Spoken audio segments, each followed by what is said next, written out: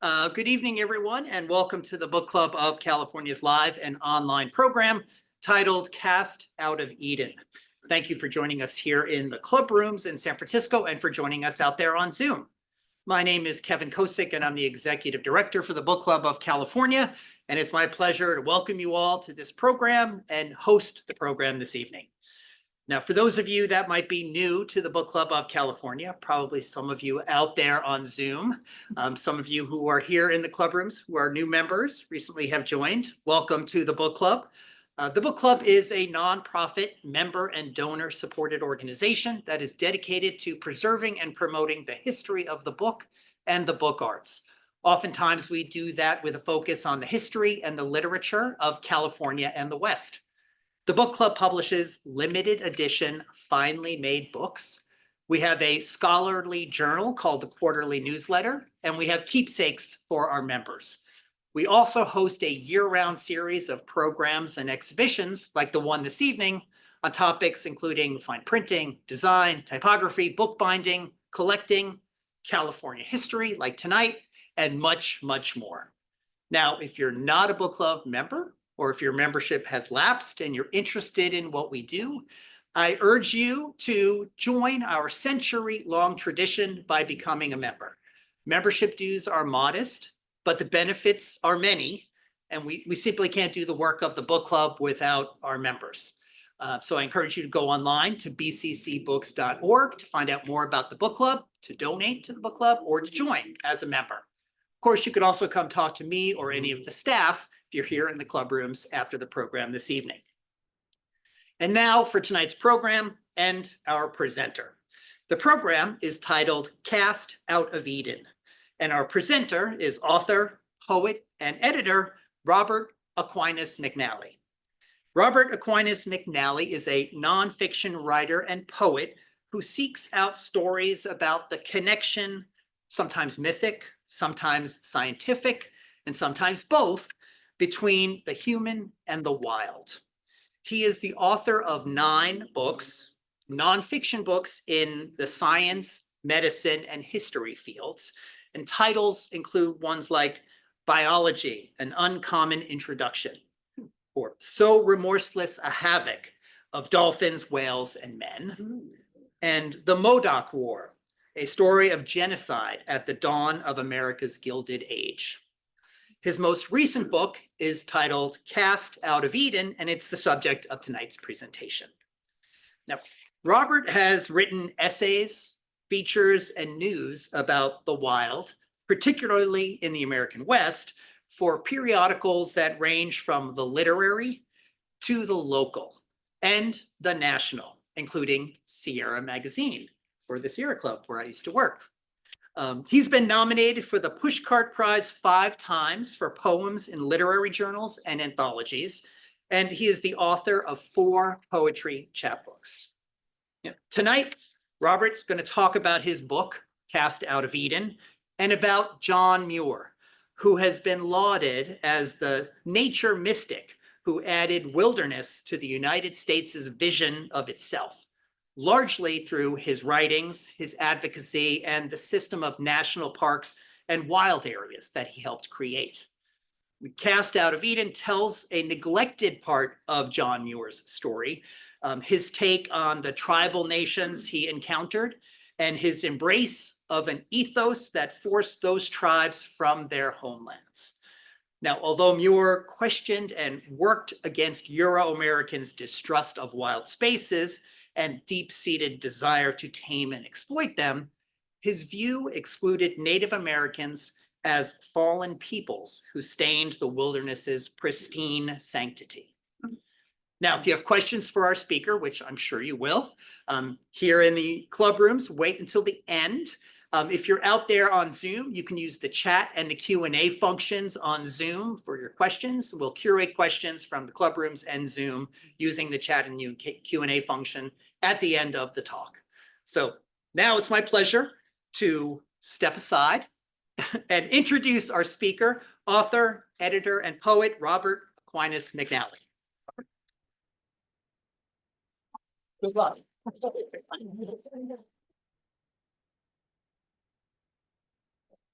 So thank you. I want to thank Kevin for inviting me, and I want to thank you all for showing up this evening as I talk about this particular book, which is, as I just came out in May of last year.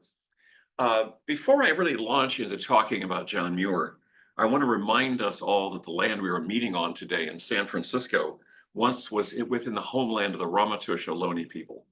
They are the original indigenous folks that were here when first the Spaniards and later the Mexicans and a few Russians and then Americans came. And it's important to understand that when we acknowledge that reality, it's a way of saying that the history of California, the history of this place, didn't just begin in 1769 when the Spaniards first showed up. It actually extends about 5 millennia before that. And so what I'm talking about tonight with Muir, in a way, is one very small part or chapter of this longer story, which involves both Euro-Americans and the indigenous tribes in this area. A question I get about every book I think I've ever written is, what led me to write this book?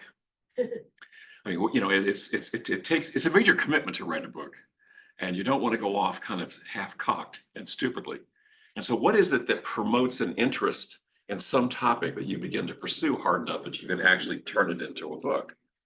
And the curious thing about it is that this book began very obliquely in the book that I wrote before it, which is called The Modoc War. And which, if you don't, maybe you don't know too much about this particular conflict.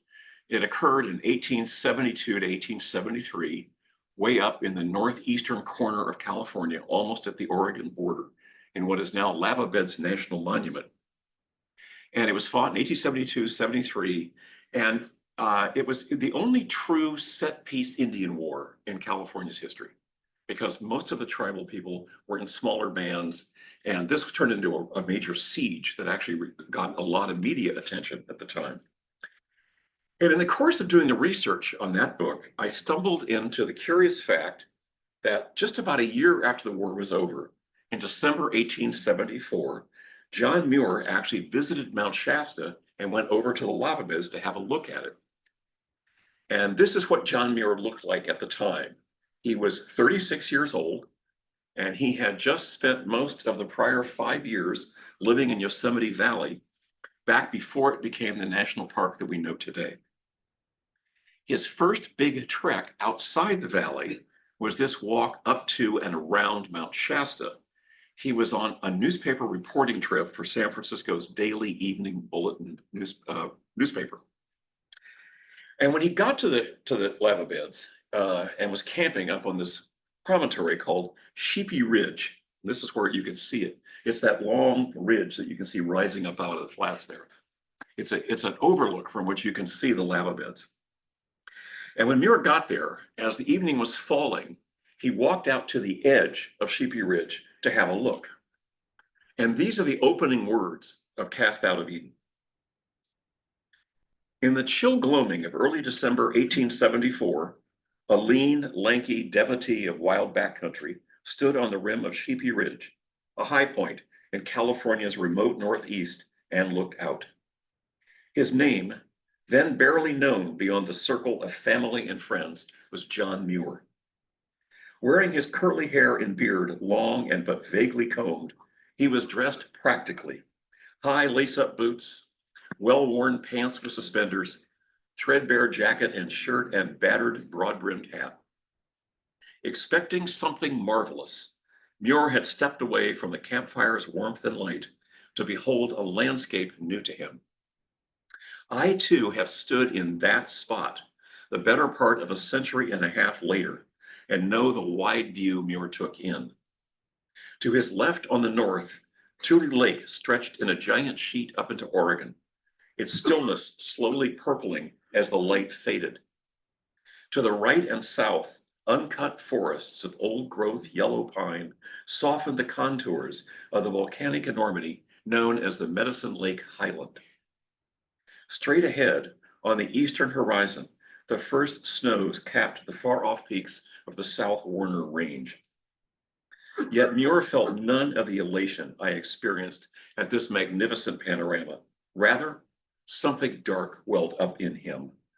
Unlike any other wild space before or after, this one creeped him out. Try as he might, Muir could not take his eyes off the lava beds, which lay directly below him at the foot of the ridge, an ominous jumble of, quote, yawning fissures, clusters of somber pits and swelling ridges, close quote.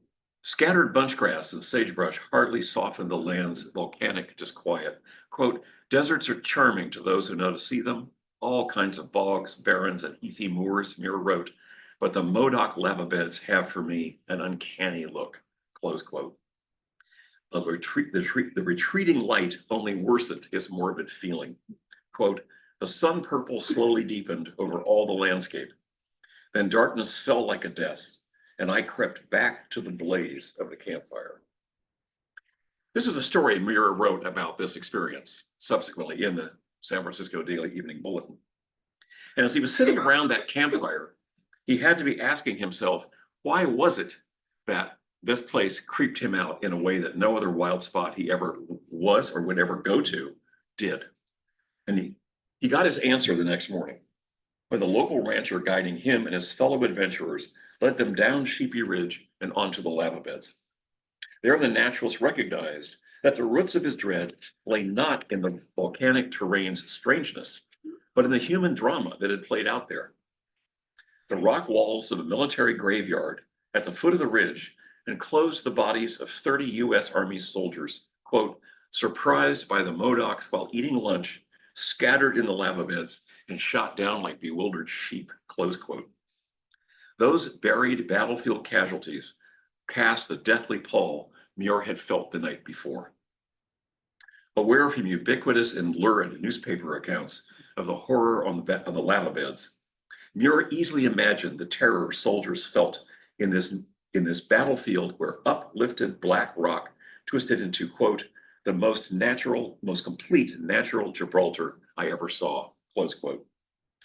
Modoc riflemen in well-chosen sniping positions picked off advancing infantry from cover so perfect that return fire only wasted powder and lead.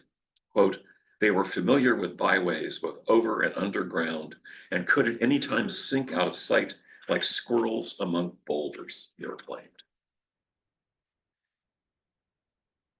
When a soldier did catch a rare glimpse of his Modoc foes, they became less targets and objects of fear and loathing, a feeling Muir shared. Quote, the few that have come under my own observation have something repellent in their aspects, even when their features were in sunshine and settled in the calm of peace. When, therefore, they were crawling stealthily in these gloomy caves, unkempt and begrimed, and with the glare of war in their eyes, they must have looked very devilish. Now, Muir went on then to describe the caves where the Modocs had taken shelter during the war, and he made those into the holdovers from some kind of long-lost Stone Age. He was casting the Modocs as barbaric primitives, troglodytes, to use a really big word, who had rejected America's offer of civilization and embraced savagery to the point of war. Muir's lava bed experiences and his reactions to the native people who were fighting there offers a clear view into what John Muir thought about America's indigenous people at that time and what he continued to think about them for the remaining 40 years of his life. It wasn't, as his words clearly make very clear here, altogether flattering. Muir, though, isn't generally thought of in the same breath as Native Americans. You don't think John Muir and Native Americans. We might think John Wesley Powell and Native Americans, for example. So it's rather he is seen as an advocate for wild places like Yosemite. I mean, that's the place that he is most synonymous with. And he's often referred to as the father of the national parks. Still, Muir's ideas on Native Americans, his ideas of how you preserve wild places are deeply interwoven. And that's what I want to start going into here. Where's this connection between these two things, and how does John Muir on the wild place and John Muir on native peoples, where do they come together? Interestingly, on that same trip up to Mount Shasta, John Muir wrote this particular essay called Wild Wool. He was in the process of trying to become more and more well-known as an author writing about wild places. And this was one of the pieces he put out. And it stands as Muir's earliest manifesto on the nature of wildness and wilderness. And he starts by laying out in this essay a couple of very important principles from the way he thought about what the wild was. And he particularly focused at the beginning at what he called the disregard that most Americans felt for anything and everything wild. And quote, "The barbarous notion is almost universally entertained by civilized men that there is in the manufacture of nature, in all the manufactures of nature, something essentially coarse, which can and must be eradicated by human culture." Now, Muir had come to the lava beds in the company of two hunters, one from Scotland, one from Great Britain, who were after bighorn sheep.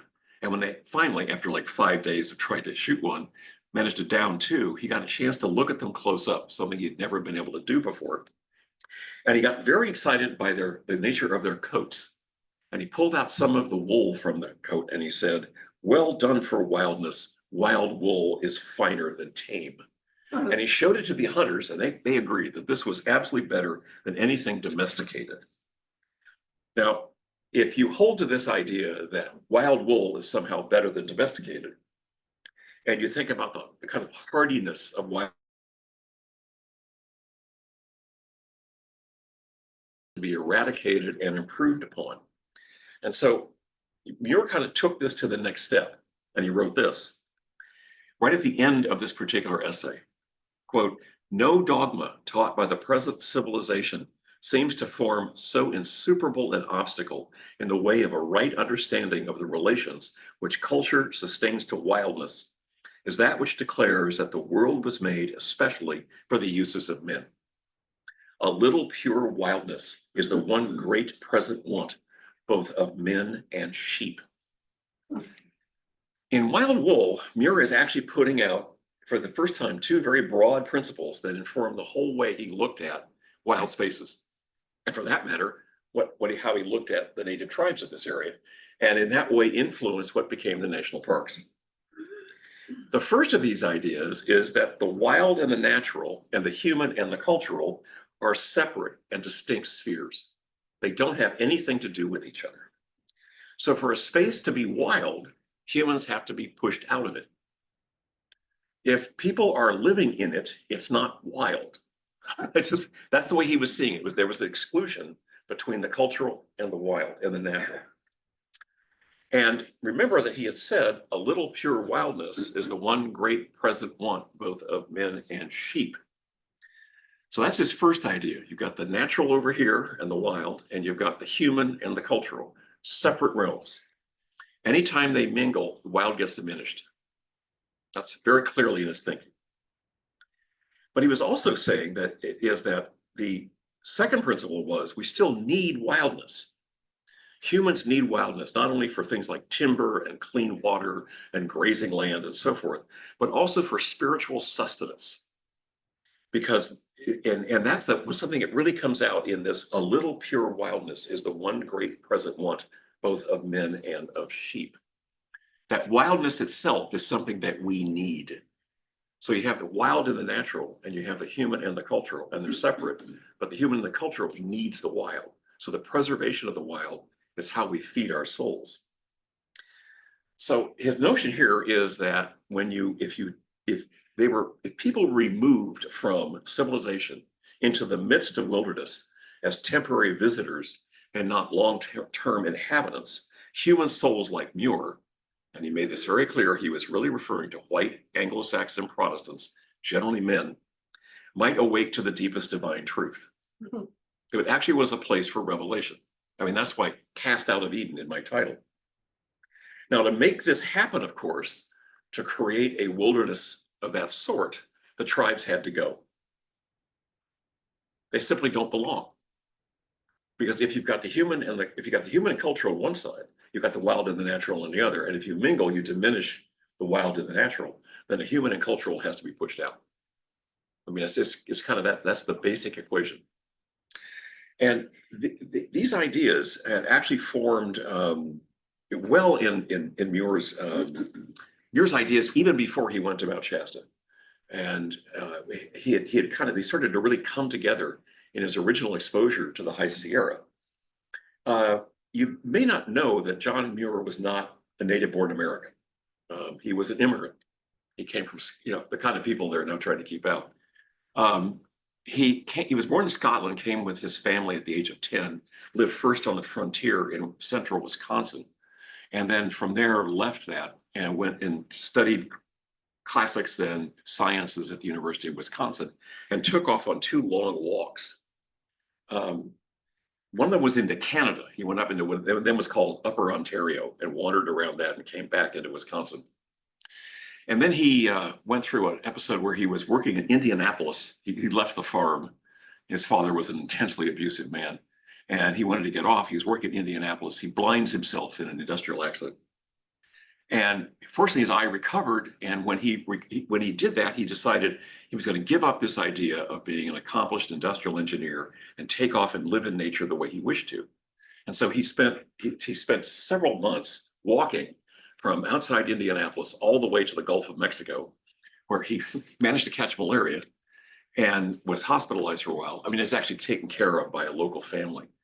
He had this idea of going all the way to South America to follow the footsteps of Alexander von Humboldt. He didn't make it. He got to Cuba and realized he couldn't keep on walking like that. So he changed plans completely, goes to New York, gets on a boat, and comes to California. When he was recovering from that blindness, he had seen a brochure that had a picture of Yosemite Valley. And he thought, I'd really like to see this.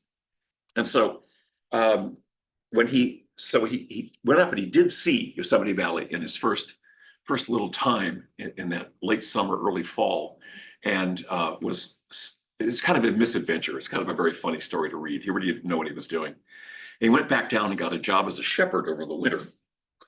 And then following spring, he hires on with another shepherd who's going to drive his animals up into the High Sierra.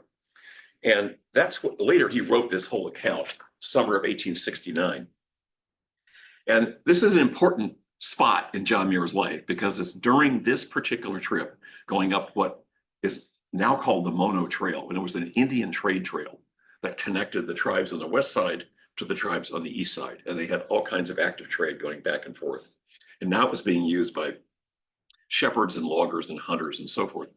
And he's taking these sheep up there.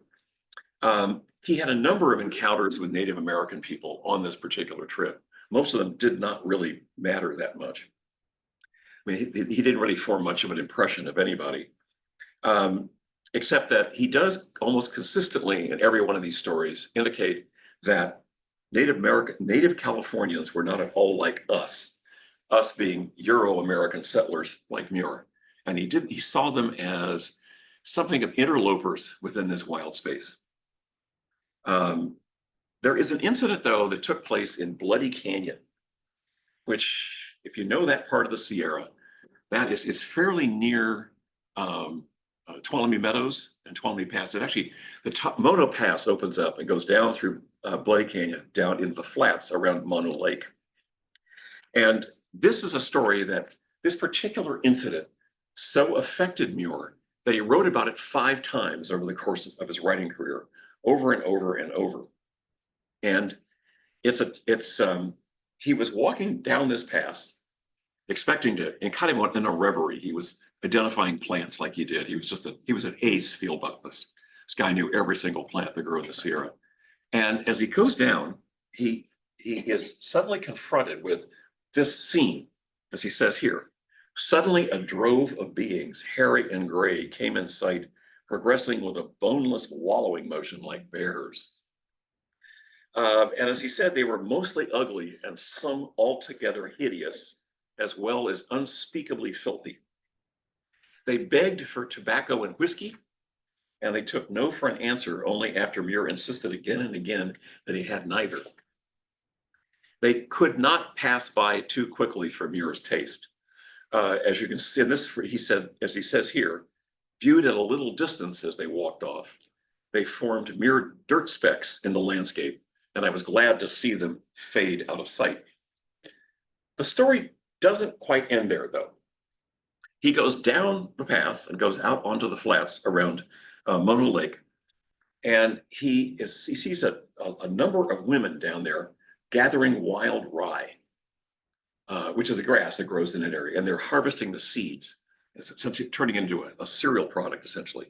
And these people were members of the same tribal nation as the folks he had run into up on the top of the pass. They're now called Kutsatakas. And he called them Monos, and they're sometimes known as Mono Lake Paiutes. They are part of the Paiute nation. And he, as you see, he watches the women gathering this stuff, and he says of them, what they're doing. He says, a fine squirrelish employment this wild grain gathering seems, and the women were evidently enjoying it, laughing and chattering and looking almost natural. The word that really pops out of that to me is the word almost. Because he's really, you see how clearly he's distinguishing that because these are native people, or they're just people, they can't really be natural. Because he's got this overriding idea that the wild and the natural and the human and the cultural are in no way the same thing. If they touch, all they do is degrade one another. So later, in one of the other tellings of this particular story, he says, most Indians I have seen are not a whit more natural in their lives than we civilized whites. Perhaps if I knew them better, I should like them better. The worst thing about them is their uncleanliness. Nothing truly wild is unclean. As you can see, as he told this story, he told it 5 times. Every single time, certain details vary, but the import of the story is always the same. It's that Native Californians are irretrievably other, and they were intrusions that cluttered up the wild landscapes that he treasured above all else. This is what he said in one of his other versions of it. Somehow they seemed to have no right place in the landscape, and I was glad to see them fading out of sight down the pass. That phrase, somehow they seem to have no right place in the landscape, exactly says what Muir was thinking about Native Californians in wild places, that they didn't belong. They had no right place in the landscape. In our language, you might say they cluttered up the viewshed. And that's really the way he tended to see them. He's really saying too, if they had no right place, but he can comment on it, call it no right place, he has a right place.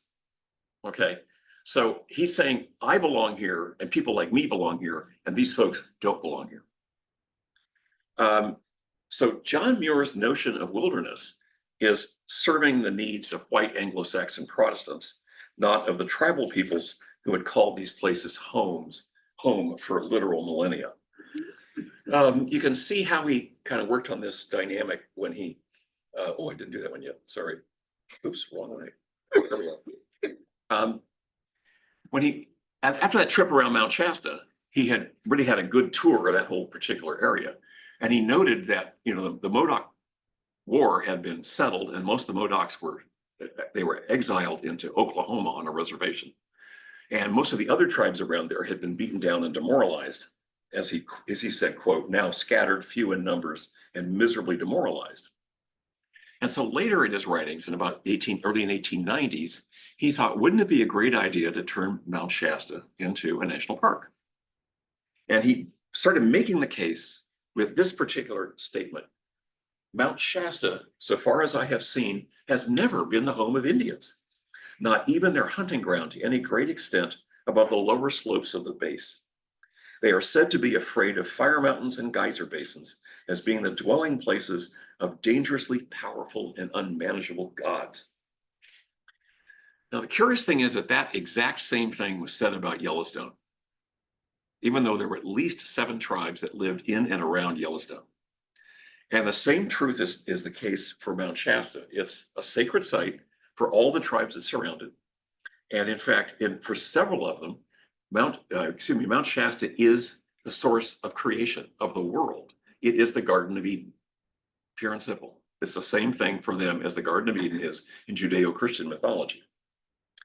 Now, the falsehood that Muir was repeating, and I doubt that he knew it was false. I just don't think he dug anywhere and took a good hard look at it.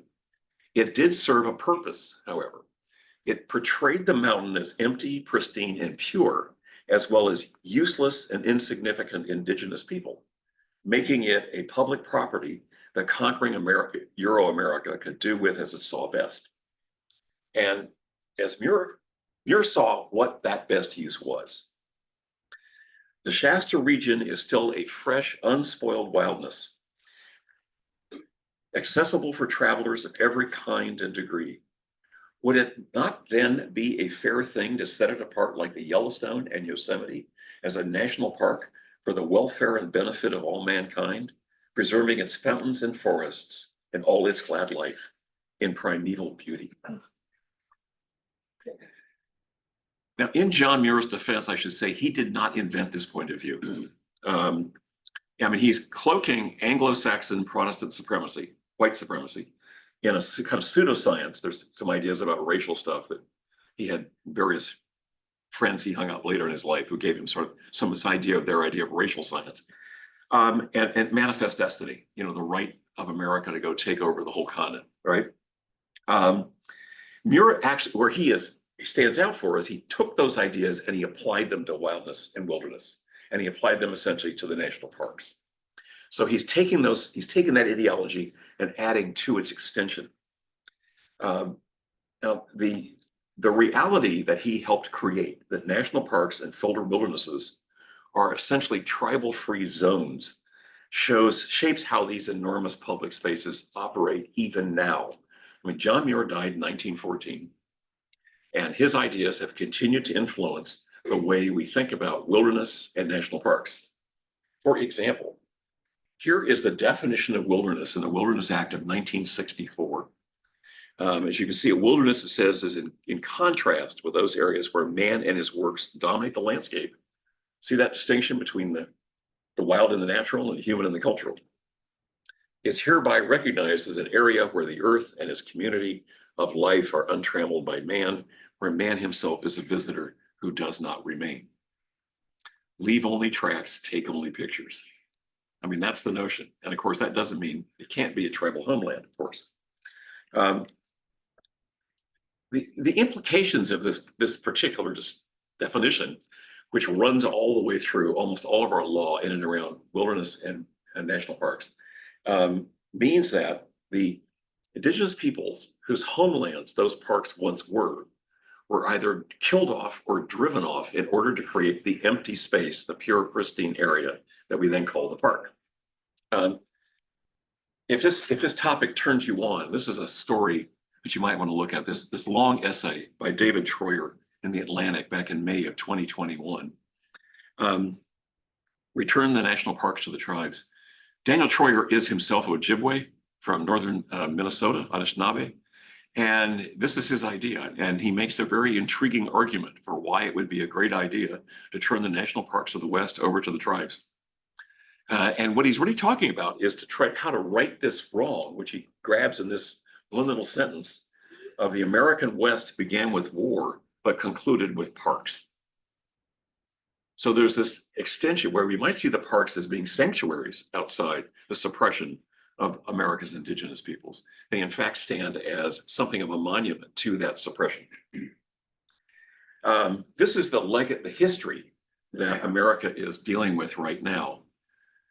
The good news is that, and the place where I end Cast Out of Eden, is the story of how, yielding to public pressure from the tribes primarily, federal and state agencies that deal with wild lands have become a long, slow, restorative process to move toward collaborative management of wild lands with the tribes. And the absolute pioneer on this is the Bears Ears National Monument in southeastern Utah. There's a long, fascinating story about how this place came to be, but it was an entirely tribal idea. These 5 tribes, all of whom live in the southeast Utah area and have long-standing cultural and food gathering relationships with that landscape, came together starting in, I think, 2012. First, they tried to go through the Utah congressional delegation to set up a national monument. And they were told at one of the meetings, one of them turned and said, "You lost the war. You don't have any right to say anything here." And they decided that's not going to work. So they invested a considerable amount of time and money it takes to do a proposal to create a national monument. And they put it on the desk of Barack Obama about a year before he left office. And not long before he left office, in December of 2016, he signed an executive proclamation that declared Bears Ears. The cool thing about this is this, as the tribes recognize, this is the first time that the tribes have ever used the Antiquities Act or any other law applying to wilderness for their benefit. That they instead of being driven out because it was becoming a national monument, they were going to have a larger say in how it happened. This was the largest proposal any tribe had ever come up with for this kind of a wild area. And in addition, they were proposing that not only is it named after the words Bears Ears are what the tribes all call these particular geological formations in the park, but that the management of the park would be collaborative between the federal government and the 5 tribes, the Bears Ears Intertribal Coalition. And that's an absolutely groundbreaking idea.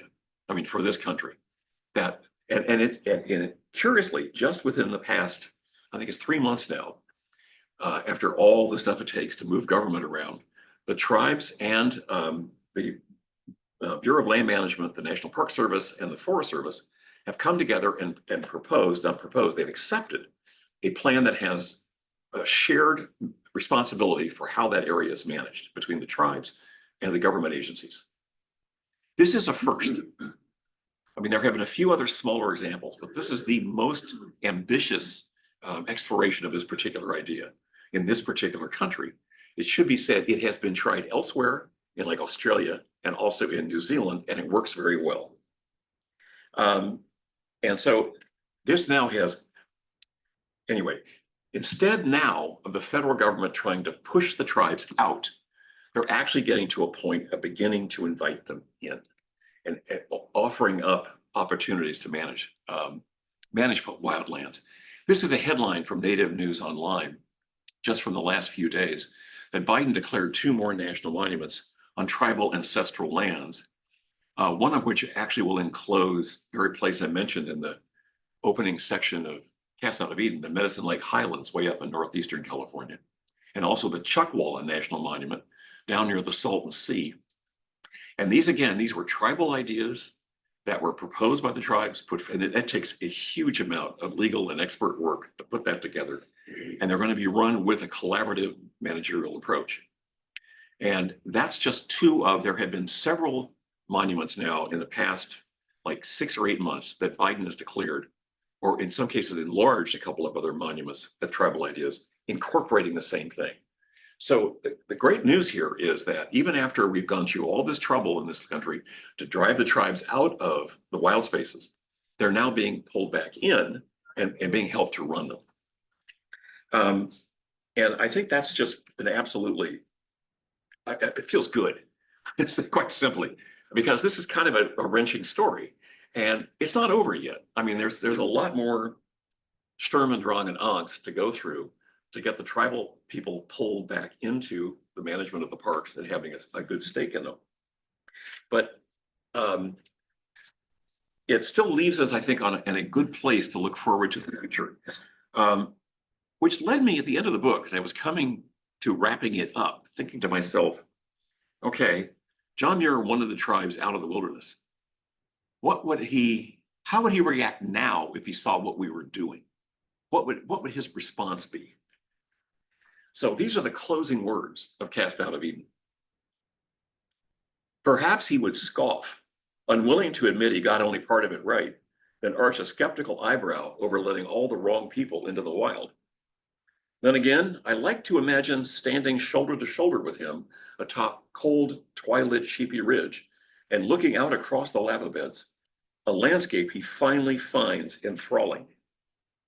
He would absorb this wild glory, then turn and give me a sly Scottish smile. From the same high perch, bridging an eventful century and a half, we may be beginning to understand one another and realize together how far we still have to travel.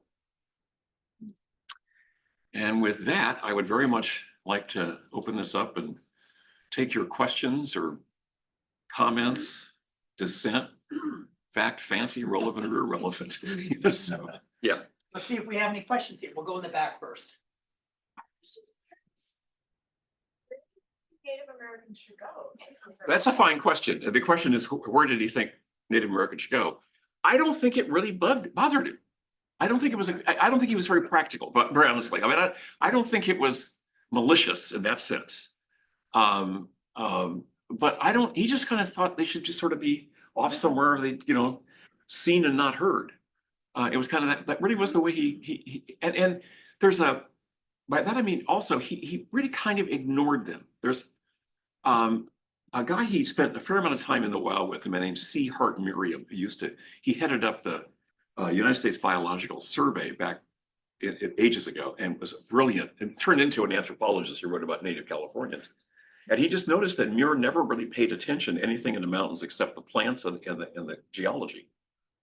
And he never knew the names of like which ground squirrels were around. I mean, seriously. And he has this fascinating, there's a picture C. Hart Miriam took of him when they were down near Mono Lake on a trip in the summer of 1900, where they had bumped into some Kutsatika people who were making acorn mush.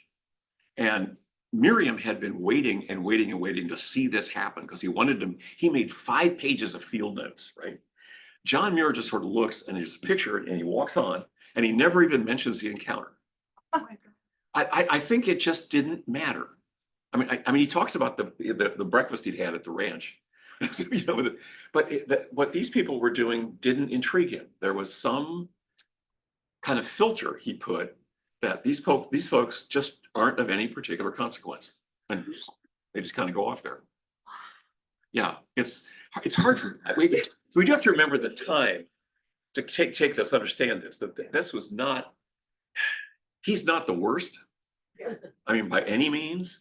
But it was a moderately common attitude. I mean, in that case, like Miriam was the oddball, because this is even before Kroger is out here doing a lot of his work, where he's really spending a lot of time with tribal people and learning to know them and learning their languages and writing these extensive notes of how they lived and so forth. And that was kind of the weird point of view.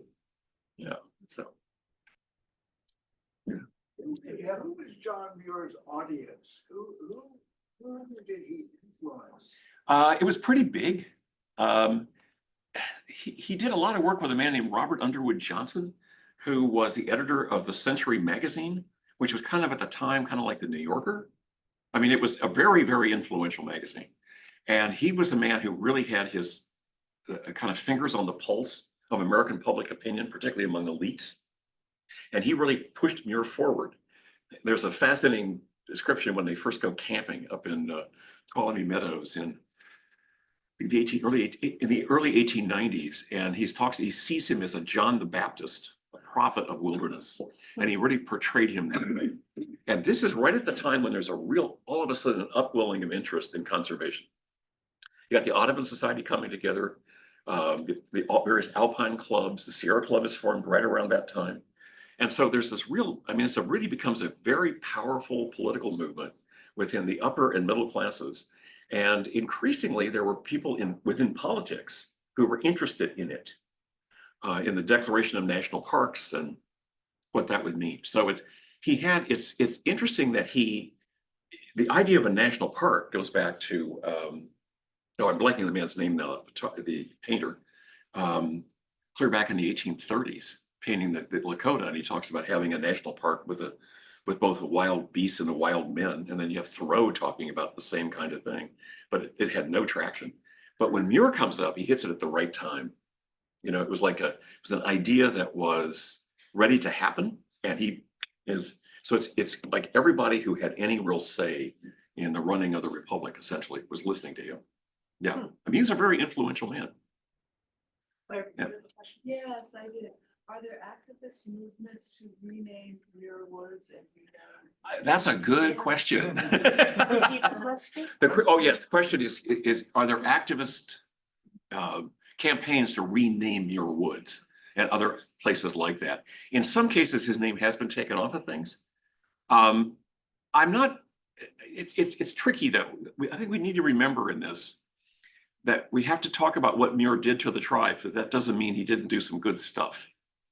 And so, because he did a lot of good stuff, I mean, really like helping to really push out the idea of the national park and really make that into something that's really kind of America. I mean, like David Troyer, that Ojibwe novelist.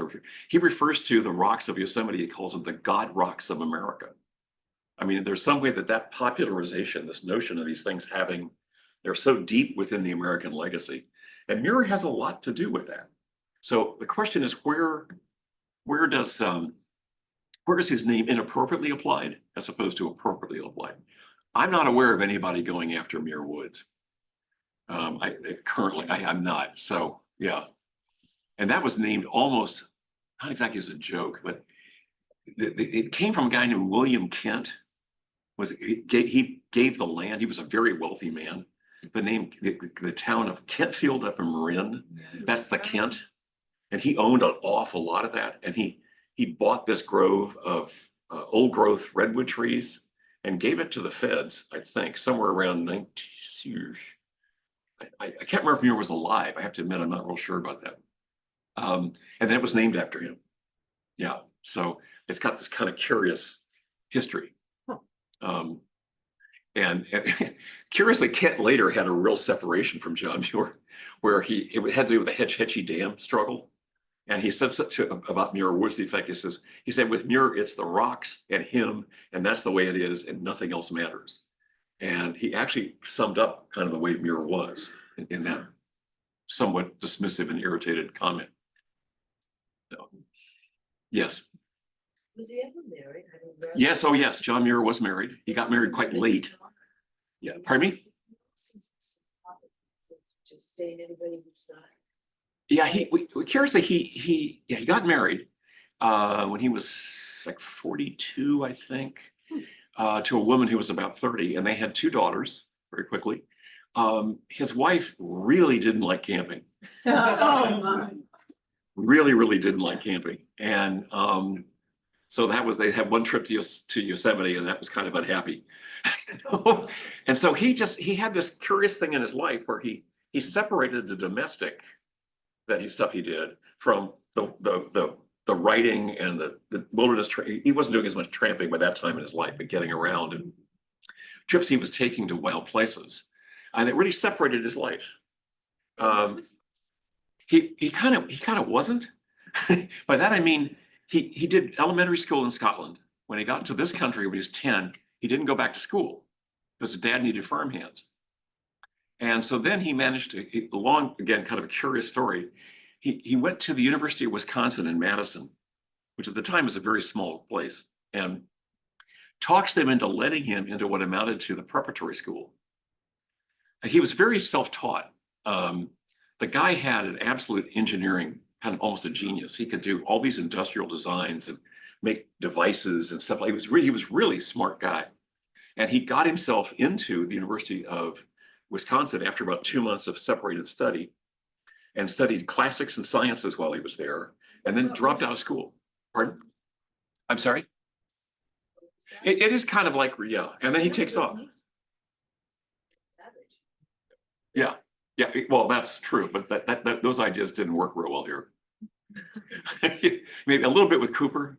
James Fenimore Cooper's novels kind of have some of that attitude. But always remember, even there, the noble savage is disappearing. I mean, that's one thing that's also kind of woven into this, that influences, is that the kind of the educated notion about the tribal people of America in the time when Muir is most active here, say from about 1895 up to his death in 1914, is that the tribes are disappearing. I mean, they're literally going away. Remember Ishi, the last Yahi? You know, that was sort of a creation of the white folks looking at him. There were other Yahi people around, people who could speak the dialect yet. And so there was this idea that they were all disappearing and going away. I mean, again, Alfred Kroeber, UC Berkeley, the first anthropologist there, declared the Ohlone people didn't exist. Now, that's real news to the current Ohlones. There's a whole lot of reasons for that, but he said that they were effectively extinct. And so that idea that they were going away anyway kind of removed any burden of providing for them or including them in the Republic. Yeah, or respecting them. That's true. Absolutely. They're almost like, you know, was it that at the Brooklyn Zoo, they one time put Congo pygmy on display, a guy named Oda Benga. I know, and you think about that, and you go, "Oh my heavens!" But that was kind of the way people dealt with indigenous folks of color. Well, you know, they were museum oddities, not real people. So on the back. Go ahead. From the excerpts that you shared in the presentation, really see that was acknowledge humanity. He spoke of creatures almost normal, those gray character.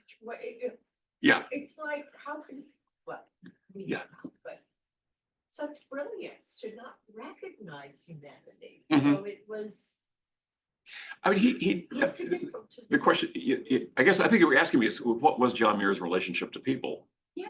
When he's younger, he's somewhat misanthropic. I mean, honestly, he really doesn't, he's kind of a curmudgeon for a guy who's only in his sort of, late 20s. He gets more and more people as he gets older. And when he gets married, he really wanted to have a family and do all that kind of good stuff. But curiously, you're right in that he does not really see the humanity of people that aren't like him. That is the most striking and consistent thing. And I found it wasn't only with the tribes. For example, he, right near the end of his life, he took a trip while Hitchhiking was brewing and he thought he was on the winning side. He takes off for, I think it's 10 months. He goes to South America because he wanted to see the monkey puzzle tree, which is I've seen them in Chile, they're just absolutely fascinating. And then he wanted to go to Africa and see the baobab.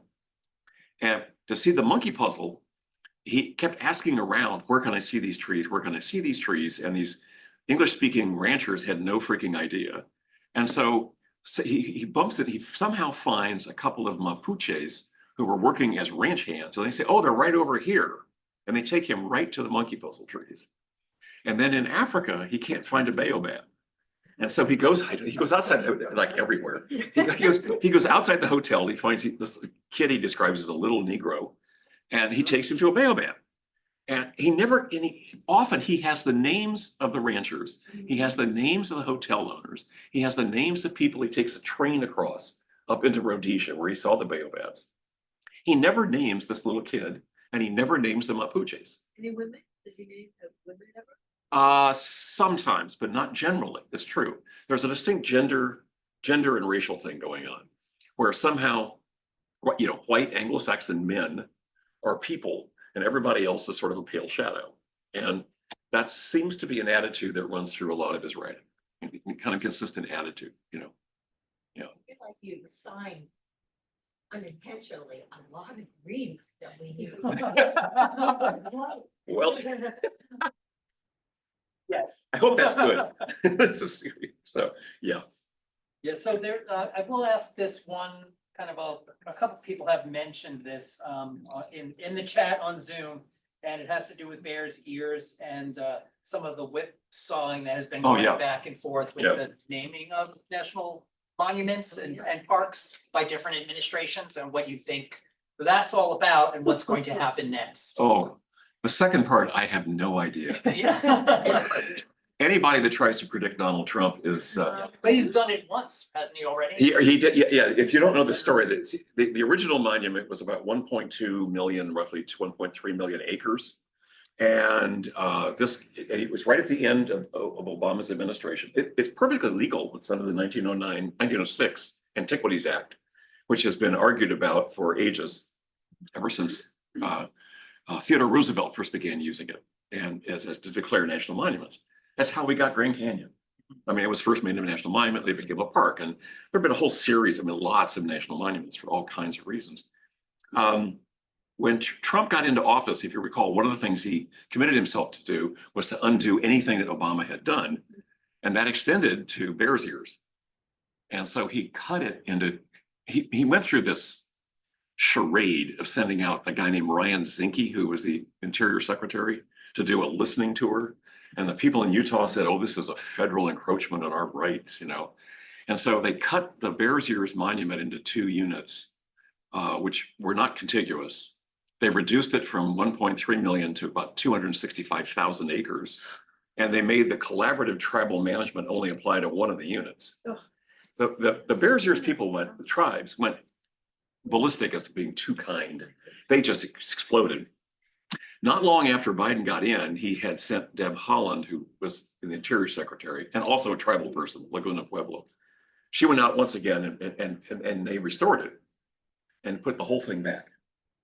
And now and so that's where it is now, and that's where the management plan sits. And I think unfortunately there's a chance that Trump will do the same game. There is, however, different forms of law. There have been various litigations around it since, and thank God I'm not an attorney. And I don't know how that might influence it. I mean, there was just a case that was overturned where Utah was trying to claim that there's 19 million acres of public land in their state that should belong to them. And the Supreme Court said, oh, really? So I don't know where it's going to go, but there is and it's possible too that Trump might try to undo some of these tribal monuments, like Satitla and Chuckwalla and Abiqua Ame and so forth. Yeah.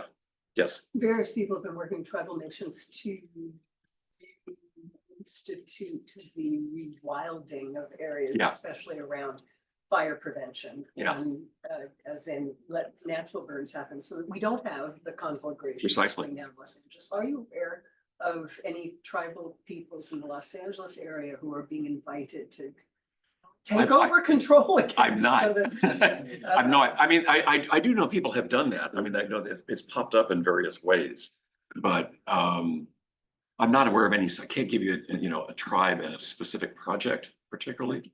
I mean, I do know, for example, that the tribe that's the ancestral people of Yosemite Valley, which is now called the Southern Sierra Miwok Nation, just recently acquired an 800-acre site that had been burned over, and which is just outside the park. And their goal over time is to rewild it in a way that prevents fire.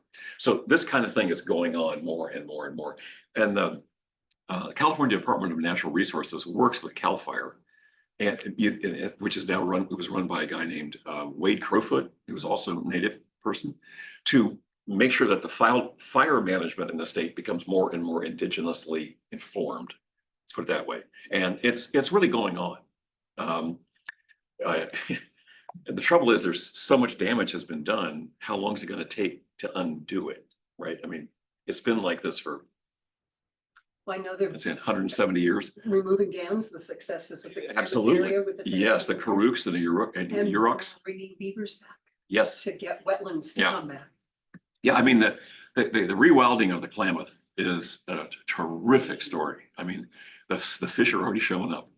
I mean, it's really due to the Yuroks and the Karuks. I mean, they also had done this serious amount of heavy duty work to propose the whole thing, struggled with it for like 20 years to make it happen. And now the Yuroks people are the ones who are doing all of the replanting in the exposed land. And it's yay. Yay. And there's going to be some really good salmon and steelhead fishing up there. We're at the top of the hour, but I know Noel has a question or a comment. How easy is it for things to be undone? You mean at which level, which particular sector? Yeah. You mean in terms of land management? In terms of land put aside, You mean to get it to come back into public. public? It takes a while. I mean, that's all I can say. I think it's a commitment that has to be done over generations. It's not going to happen all of a sudden. How's it done? How is it done? I think what we don't know yet fully. I mean, I think that's why Bears Ears is so important, is that that's the first time we've really got a really truly collaborative management system for a chunk of wild land. I should point out the Australians have been doing this. Remember, there's that big, huge red rock. It used to be called Ayers Rock, and now it's called Uluru. Okay, that is run between I can't remember their name. I don't dare pronounce it. It's the Aboriginal nation that's their territory, and the Australian government, and they run the rock, and they treat it as a sacred site, which it is, not just a place to take a 6-pack of beer up to the top and drink it. And it's working. I mean, so they're getting back into at least treating that landscape in the way that the Aboriginal people treated it, giving it that same kind of respect. I hope, the sadness is like Donald Trump stands against that, and I hope he doesn't tear down Bears Ears. But I have a suspicion if he does, it's going to come back. Yeah. I mean, this is too long a thing. And I don't know that he will have the energy to go around and pick at every single national monument that has a heavy tribal input. I hope not. Needs pressure. Yeah, it's got, well, I think the good thing is, that we've seen this, we've been through this soap opera at another time, and we're back there. And I think there's a lot of people who understand how to oppose, how to fight, what the law is. And the tribes are also vastly more active. I mean, they've picked up an awful lot of experience about how to act as political actors in the larger America. So I think it's a different landscape from what was around in 2016 or 2017 when Trump zapped Bears Ears. Yeah. We'll do one last question and then we'll Do go. you have a sense that the tribes? I'm sorry. Part of the disclaimers that we do about this is Yeah. ancestral unceded land, and no one ever says, but we're giving it back. Yeah. So the tribes have had to do a lot of legal Right. establishing their identity and their right to continue to exist. I came here from Massachusetts, from Cape Cod, where it was a real conundrum for the Wampanoag because they had always been there, therefore they were not regarded as a tribe Right. because they never had a reservation. And here it seemed to be the Indians of all tribes that were coming together in San Francisco for things like the taking of Alcatraz. Yeah. And do you have a sense that the legal identity of membership in a tribe and the standing of tribes has improved during the past 4 years, and that the footing may be better just for proceeding from here? Repeat the question. A long question. That is a long and complicated Yeah, question. it's a complicated question. The issue has to do with where do the tribes stand in the San Francisco Bay Area? I think is probably the easy one way to really kind of get at what you're getting at. Am I correct about that? Well, legally in relation We're- to the tribes Yeah. have more standing for identity. Yeah. Legal, What's happening here in California the question is what is really happening with the Bay Area tribes? It's a real complex story that has a long and difficult history. The problem with California is first there were the missions, which they effectively wiped out a lot of tribal identities. They were well, one thing, they didn't have their original names. They were baptized. They learned to speak Spanish. I mean, so some of the people have been able to reconstruct their ancestries by going back into the mission records. So that's like the Ramaytush Ohlonies, which are San Francisco and the peninsula. They've been able to reconstruct part of their heritage. And they actually have a group that cannot remember is it Ramaytush Ohlone something. There's a guy named Greg Castro is one of their organizers who are really pulling that group together. And there are other folks like that around the Bay Area that are resurrecting their identity. As the one woman I met named Corinna Gold, who's a member of the Chochenyo Ohlonies, which is in East Bay, she said, when after the missions, we all became Mexicans. And then now we're Indians. Which is true. I mean, they had their identity had been sucked up into the missions. And now they can assert their own separate identity. Of course, they never had reservations. It's kind of like the Wampanoags, right? Because of the way the missions essentially eliminated them in a lot of ways. Then you got to remember, California had a genocide, and I mean, this is according to the law. In the 1949 Genocide Convention, where there's intention and obvious intention, totally public, in which to destroy these people. And between the arrival of Americans in 1846, there were 150,000 tribal people in the state, and by 1900 there were 20,000. So that tells you how effective it was. And in the process, a lot of people got eliminated. I mean, in their identities in some ways. They are now, and also the treaty relationships that should have created reservations were actually deep sixed and were not even coming to the public eye again until about 1906. And so there's this really weird situation with tribal reservations in this state. Plus, a lot of people have come in from other states. So but you're right in that Alcatraz created for the first time a larger American Indian identity. So whatever tribe you're in, you're still an American Indian. And that wasn't particularly true before Alcatraz. After that, that's been more and more and more true. So I think that the organizing ability of the tribal peoples in this state and also particularly in the American West is getting more and more sophisticated and effective. I mean, Bears Ears is a perfect example of that. That was a tribal idea and they pulled it off magnificently, you know? So I think there's reasons to be optimistic or at least hopeful. And with that, I'm going to ask you to join me in thanking our speaker. Thank you. Step over here on the screen. And thank you for attending this Book Club of California program.